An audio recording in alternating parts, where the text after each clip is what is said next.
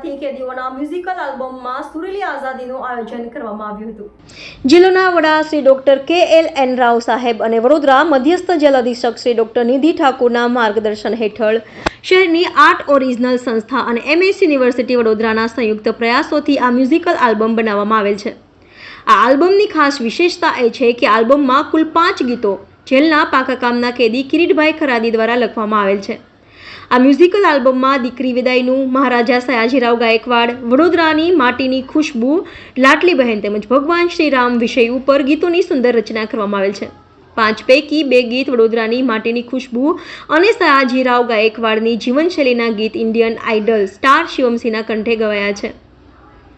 બાકીના 3 ગીત વડોદરા સેન્ટ્રલ જેલના પાકા કામના કેદી જયપાલ રાવળ અને કિરીટભાઈ ખરાદીએ ગાયા છે।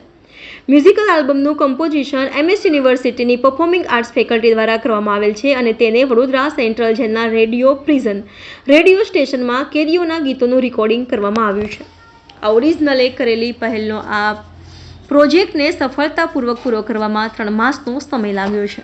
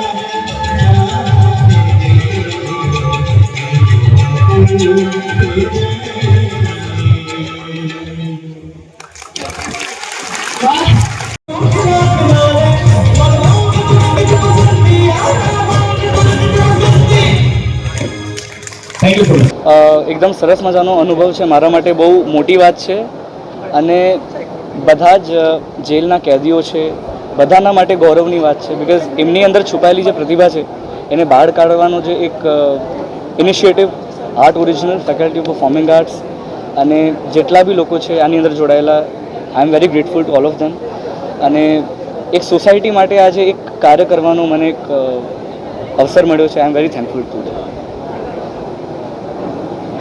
જેલમાં સ્વતંત્રતા દિવસને પહેલે એક સુંદર સંગીતનું કાર્યક્રમનું આયોજન થયું।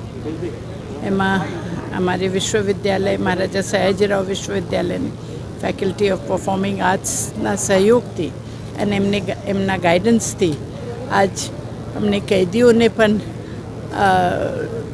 સંગીત અને ગાવા માટે જોવા માટે મળ્યું। એ ખૂબ જ આનંદની વાત છે। એક સુંદર સકારાત્મક વિચાર અને સકારાત્મક એક્ટિવિટી જે જેલમાં કરવા માટે થઈ। સંગીત તો એવું છે કે બધાનું મનસ્થિતિ સારી કરી દે અને એના માટે આ સુંદર પ્રયાસ જે થયું છે અને અમારે વિશ્વવિદ્યાલયમાં કોન્ટ્રીબ્યુશન કર્યું છે, તો એમને પણ કહું અને જેલના ઓથોરિટીઝને કે આ વિચાર સારો વિચાર આવ્યો અને હું બધાને અભિનંદન કરું છું। 78th ઇન્ડિપેન્ડન્સ ડે અંતર્ગતે આપણે બરોડા સેન્ટ્રલ જેલમાં આજે સુરેલી આઝાદીનો કાર્યક્રમ યોજવામાં આવેલું છે, જેમાં कैदी भाईओ द्वारा लखेली गीतो અને कैदी भाईओ द्वारा એને અવાજ આપવામાં આવેલું છે। એને એક આલ્બમનું લોન્ચ કરવામાં આવેલું છે અને એ તિરંગા યાત્રા અને જે 78th ઇન્ડિપેન્ડન્સ ડેનો ભાગરૂપે જ આપણે એ કાર્યક્રમ બરોડા સેન્ટ્રલ જેલમાં યોજવામાં આવેલું છે। સર, શું કહે છે કે પહેલી વખત કદાચ આ જેલમાં પ્રયાસ થયો કે કોઈ કેદીઓ દ્વારા ગીત લખાયા હોય અને એમને પણ એની અંદર અવાજ આપ્યો? 4 વર્ષ પહેલાં આપણે એક રેડિયો પ્રિઝનનો એક કાર્યક્રમ यहाँ चारे सेंट्रल जेल में जो अहमदाबाद बड़ोड़ा सूरत राजकोट में शुरू करेली थी। ये रेडियो FM स्टेशन है, क्लोज FM स्टेशन सेंट्रल जेलों में, અને એમાં રેડિયો જાકી તરીકે कैदी भाईओ જે એમાં ફરજ બજાવતા હતા અને એ લોકોને જે ટેલેન્ટની આપણે એક સિંચવા માટે એક પ્રયાસ હતો અને એના ફલ સ્વરૂપે જ આજે આપને 4 વર્ષ પછી અને એ લોકોને જહેમત અને મહેનતથી જે કૈદીભાઈઓએ પોતે જ ગીતોને લખાણ કર્યું છે, લિરિક્સ લખ્યું છે અને એ ગાવામાં પણ આવેલું છે અને આજે પહેલી વખતે કોઈ જેલમાંથી એ એક આલ્બમ 5 ગીતોની એક આલ્બમ બહાર પાડવામાં આવી રહ્યું છે.